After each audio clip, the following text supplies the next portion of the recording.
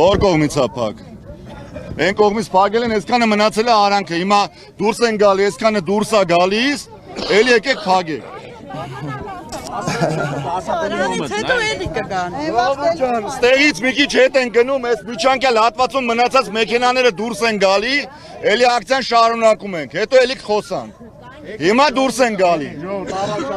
Հովանեսյան, կամած անձնակազմը առաջա գալի, այս մեքենաներին ազատում ենք արանքից։ Անհամաչափ խնդրում եմ չսահմանափակել հանելոց իրավունքները, ձեր ակցիան շարունակվում է, արեք։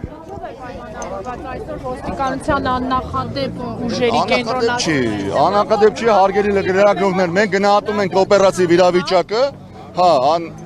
մենք արդեն մի շաբաթ առաջ հայտարարված էր, որ այսօրը լինելու է ակցիա։ Մենք պատրաստված եկել ենք, որ բան Տղեկ առաջ է գալի մեքենաները հետևով գնում են, այս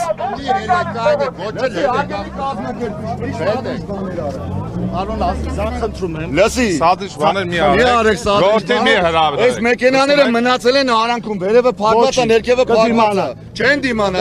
այլոց իրավունքները մի ոտնահարեք։ Եթե սադրիչ գործողություններ անես, ձեր բերման կենթարկել։ Արձանագ, դա ձեր իրավունքն է։ Ես պատրաստ եմ բերման ենթարկվելու։